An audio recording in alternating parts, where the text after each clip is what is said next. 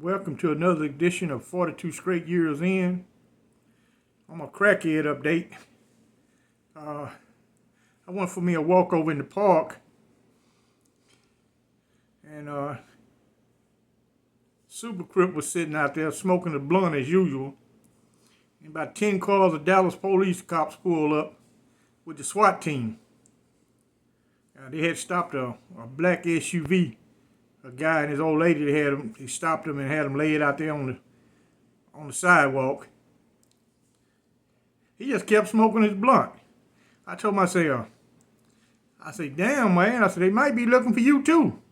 He said, shit, school, why they want to look for me? Oh, my mama, man. They know me, man. I'm from Cali. Y'all are Texas motherfuckers, man. See, they fuck with y'all. They don't fuck with us. We from Cali. I said, you ain't never been to prison before, have you? He said, prison? Hell, I ain't going to no prison. I said, man, all them drive-bys you doing, you ain't going to go to prison? He said, no, man. He said, the police chief, he from California. But we got a new Hispanic police chief. He from San Jose, California. And the Super Crip claimed that he know the man. But you let him tell it, he from Compton. That's my crackhead update. Y'all know what it is. Get your shanks out. And let's get ready to ride. Yeah. In the comment section, some subscribers asked me to talk some more stories on David Crockett and Gerald Douglas. Well, you got to look at my first prison assignment was at Eastham unit with David Crockett, but I only made it there 4 months, and I got transferred from Eastham to Ramsey 2. So I wasn't around Crockett. And I don't like to give third-party stories that come through the prison grapevine. I kind of like to speak on stories that I personally seen with my own 2 eyes. Now, when I made it back to Eastham, transferred me back from Ramsey 1 back to Eastham, they had transferred Crockett to Goree unit. They had transferred all the females from Goree to Gatesfield and made Goree a male prison. And he's transferred him to Goree. So I ain't never have to get the chance to see him no more. And Gerald Douglas the same way. Inmate guards jumped him and they transferred him to Ellis. I ain't never see Big Gerald no more after that. I could hear down through the grapevine escapades he pulled, but I wasn't personally there present, so I don't ever speak on those third-party situations. People that ask me about the... No, I think I've answered that about the food. I put it like this. You wasn't ever going to go hungry. There's plenty of food there for you to eat. You could go get seconds if you wanted to. Man, yeah, I saw at every meal we had a salad. We had a relish tray, have onions, bell peppers, jalapenos, all that on it. And cha-cha, if you're an older dude, you know what cha-cha is. Man, that stuff sure tastes good in pinto beans and cornbread. Man, I used to love that. Man, everything these people cooked, it tasted good. So you know this food got to be good if that warden can bring his wife and kids and sit in the inmate dining room and eat. Now, I've seen a lot of guards at Ramsey eat right there in the inmate dining room. Eat right there in the inmate. They don't even go around to the officer's dining room. They eat right in the inmate dining room. So you know the food got to be good if they can sit there and get a tray and eat. No complaints from them, so the food is good. This is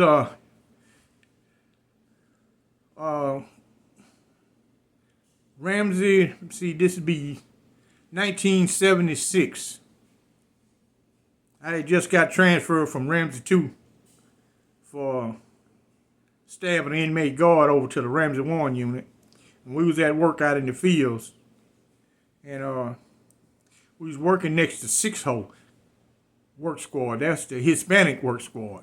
And I was in 1-hole. And that guard was calling the roster out. And, you know, he's a redneck. He ain't gonna announce Jesus. He ain't got to say it like that. He said Jesus. That's exactly what he called him. When he was calling the roll call, he said, when I call you Spanish-speaking niggas' name, y'all answer. You had to answer when they on roll call. So he said, Jesus. He said, Jesus Martinez. And, oh, Lord looked. He said, here, boss. Oh, Lord rolled over there and say, let me see that damn thing named Jesus Martinez. He said, he ain't no Jesus Martinez. He ain't no son of God. He said, I'm the only son of God around here is me. He said, I'm not king of no Spanish-speaking monkeys. He said, I'm the king of the niggers. He said, bring him over here, let me see him. Dude walked over there, he said, you gonna have to change your damn name. He said, boss, my name is Jesus. He said, dang what that boss said. That boss said Jesus. He said, no, sir, it's Jesus. He said, well, why did he call you Jesus? You ain't old Lord. He said, I'm the damn Lord. You not the Lord. So he took his whip off. He said, you gonna change your damn name? The inmate can't change his name, and he can't do shit about how this God pronounces his name. Man, he hit that guy with that whip. Man, he went to rolling around in that cotton. I know that whip hurt. Man, this guy was rolling around. Just so happened Captain Bad is in the area. So he rolled over and reached down and picked the guy up by the back of his shirt and galloped off with that horse dragging this guy. Turned around and came back and run him up into that cotton and just let him go. He just flew all over the goddamn cotton. Man, say Bad was a fool. He messed over a lot of people. Him and that sorry ass Sergeant Jack. Man, they mess over a lot of people. And you can see why they got rid of his ass during that lawsuit. They got rid of him. They let Cat make it, gave him another position. They fired Captain Badass. And, man, they beat this dude up so bad, man. They called for a truck to pick him up. And I guess Cat can hear, he can hear all the communication. So he came out there himself. Even he said, damn, what y'all trying to do? Kill all my damn field hands? I ain't gonna have nobody to pick cotton. Y'all keep this shit up. And they took the guy in and placed him in the jailhouse. Hell, we ain't never seen him no more. We don't know what the fuck happened to him. We never seen him no more. You know, everybody always talking about the gang. Well, where's all these damn gang members at when all this shit was going on? Where was you at? We needed you. Only gang members I seen was some guys had some nuts, would stand up by their damn self and fight back. The only people I seen would do that. I seen quite a few guys who would fight back. And they wasn't member of no damn gang. They just say, the hell with it. You ain't gonna treat me like this. I'm gonna go down and fight. The hell with all this bullshit. Yeah, we had a guy named, in one hole had a guy named Hookem Bull. And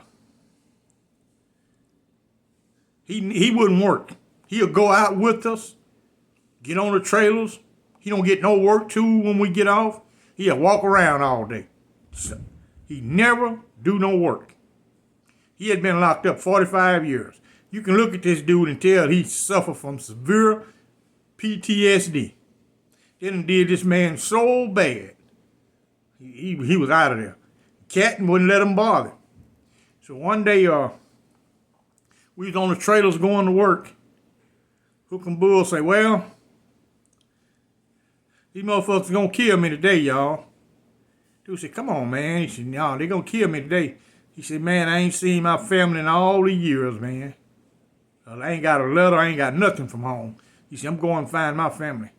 What little bit of family I got, he said, I'm going to find them. He said, I'm gonna die today. Man, we stopped, we got off trailers, got our work tools. And by him never get a work tool, he got to get counted with us, but he don't work. They always tell him, don't count him no rope, because he ain't going to do no damn work. He just go out there. He don't do shit. He had a little bag with some of his little personal stuff in it. So he just started walking. Just kept walking. He walked on them, and one of the sergeants said, oh, nigga Hookem Bull, You better get back over there by one hole if I shoot the goddamn hell out of you. He said, fuck you. I'm going home today. So I'm going home. I'm going to see my family today. He just kept walking. So the high rider shot at him. Pow! I stopped and looked. I said, oh, man, they just going to kill this man. He got his back turned. They going to shoot him in the back. They don't give a damn. Red Rider came over. He told him, don't stop shooting at him. Leave him alone. So he got on the radio and called for Cat. Cat came out driving the warden's car. And this guy done made it up to the highway. It's a long-ass highway lead to the Ramsey unit. I mean, it's long as hell. And he walking on down that highway. There, all the inmates done stopped working. Ain't nobody working. Everybody just standing there looking. Cat drive up in the front of him, get out the car and talk to him. We can't hear what they saying, but he walk on off from Cat. We could see him fall, man. We would then he come back. He said, "You motherfuckers go to work. All of you go to work." So we started back working.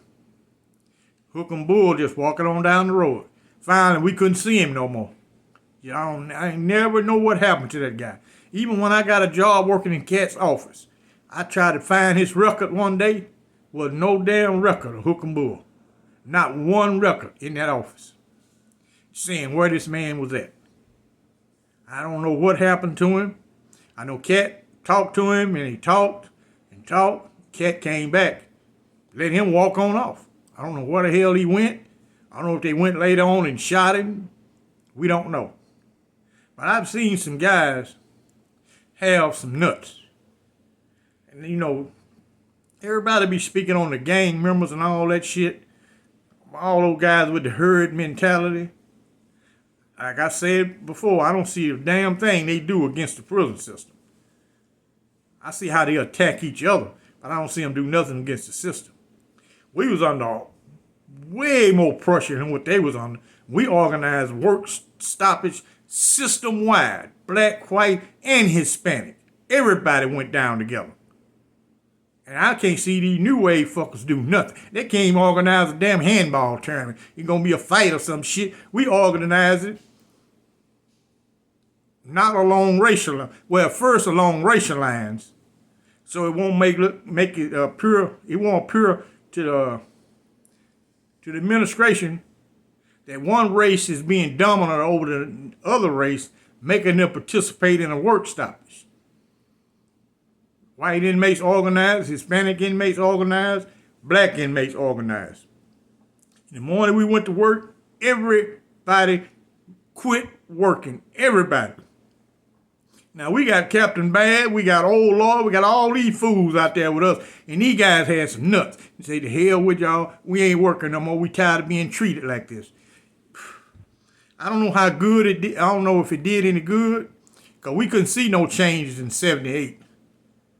Little did we know it was going to change. The whole system was going to change to the modern prison the way it is now.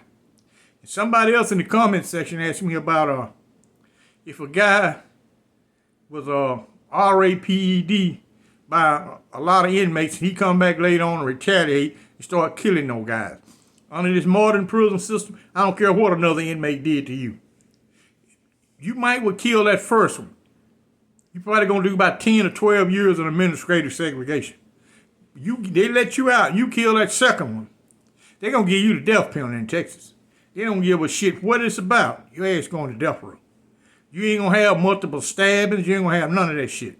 They will leave you in ad seg or high security until the door fall off. You'll die there. They don't care. So, under the old system, you could have did something like that, and some of them you probably wouldn't even got indicted for. Depends on what type of warden was at that prison. But if you did that nowadays, I don't give a damn what prison you was at. That second homicide, your ass gonna get the death penalty. Y'all follow me over on Patreon. Keep your shanks ready. It's nice and sunny today. I gotta go to Oak Cliff for a few minutes. Y'all like and subscribe. I thank you for watching.